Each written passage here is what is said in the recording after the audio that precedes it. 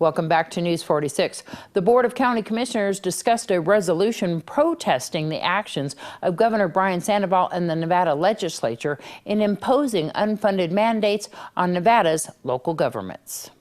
Protesting the actions of Governor Brian Sandoval and the Nevada legislation for imposing unfunded mandates on Nevada local governments.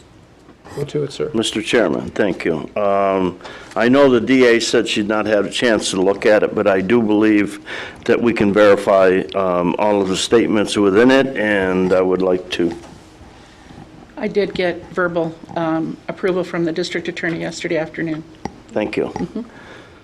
But regardless, I think we approved it ourselves, so. And I would hope that the board would go along. And I'll make a motion to approve. Second with comment. Okay, I got 2 seconds, one with a comment. Go ahead. Yeah. I am not sure we want to pick this fight, but you must have had good staff, because reading the resolution, it made many good points. So kudos It's to not, all of us could have done that. I mean. Yeah, kudos to your staff on that. Yeah, I did have good staff helping. A lot of the comments were my own, but I think we all feel about the same way, or at least I would hope that we do.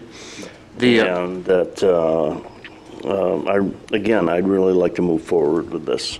The references to the NRSs and other actions, I thought, were grounded well. Again, I'm a little leery about picking this fight at this time because there are a few things that they do for us, and hopefully that won't mess that up. But they do have we do have a lot of unfunded mandates. So it's really not a fight. It's only a statement. It's what the least we could do as a board to let the governor know, who already knows. I mean, he's fully aware of what's going on. So.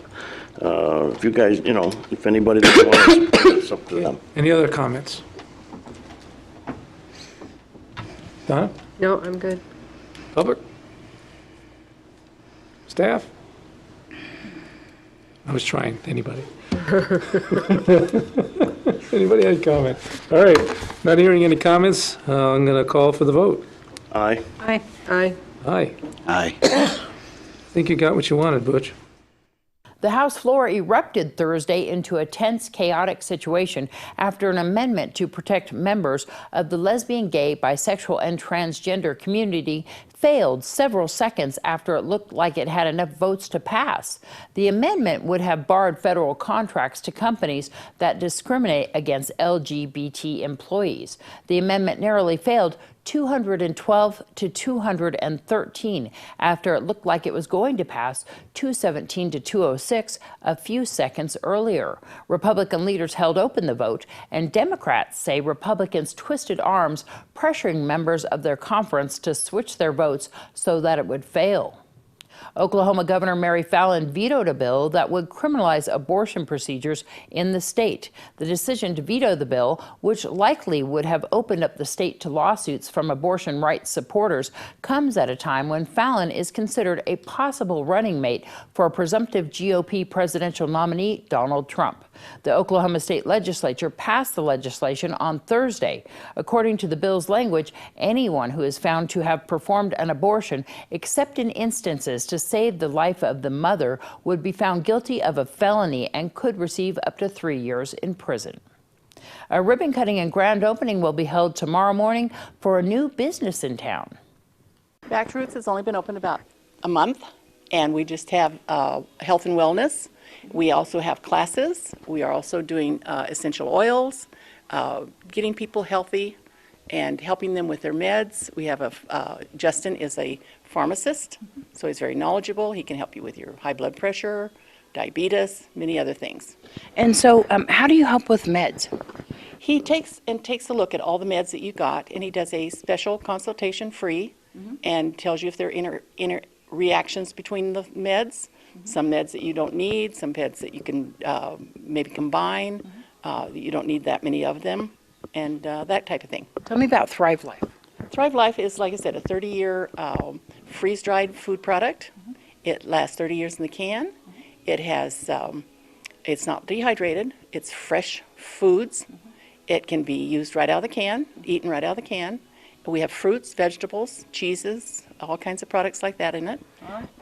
Once you open it, you have to use it in about 3 years. You can cook with it, eat it out of the can, make bake products with it, soups, stews, all kinds of things like that. And you sell that here as well as other types of supplements. You have everything from beef jerky to Indian artifacts to handmade items to jewelry. That's correct. Just everything you ever wanted to see. And more. And we are renting booths still. People that have their own products, soaps, candles, whatever, antiques, collectibles. We have spaces to rent, and they can bring their own products. And so you're having a ribbon cutting tomorrow. What time? 11 o'clock.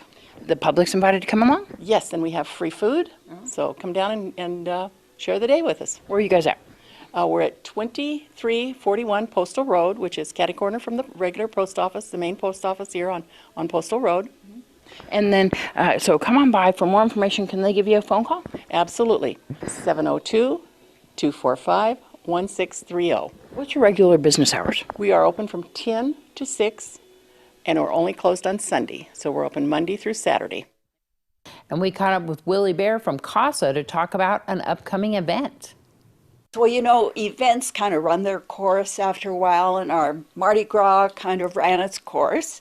And so we decided to do a Celebrate the Decades, and every year we're going to do a different decade. Wow. And this year we are doing the Roaring Twenties. And so this is going to be real soon, isn't it? It's real soon. It's June 4th, and it's at the Prump Nugget. Cocktails at 6, and the party starts at 7, or the dinner starts at 7.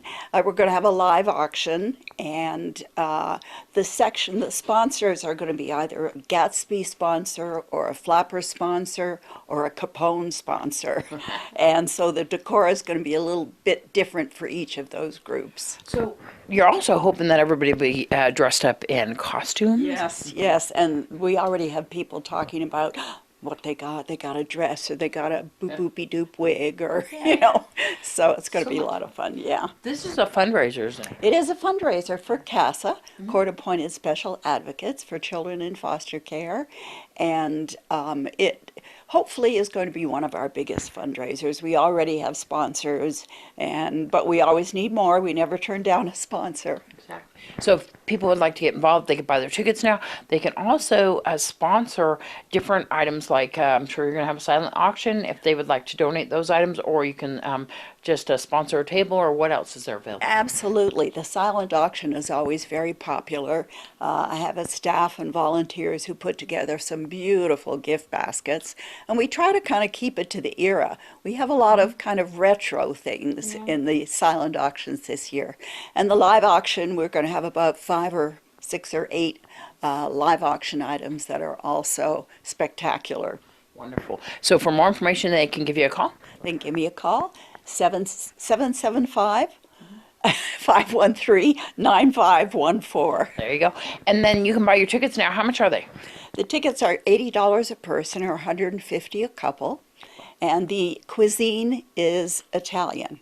All right, and so you can get your tickets now. Come to this CASA event, because definitely it's going to be where you need to be. It's so much fun. And these events are so popular and so much fun to go to. So get your tickets now. Absolutely. We have our photo dude coming in from Vegas. We have the Fat Cats performing, and we also have some fun things from a group called the Boopadoops. And that's going to be June 4th. Once again, what time? June 4th, 6 p.m. at the Nugget. More news after the break.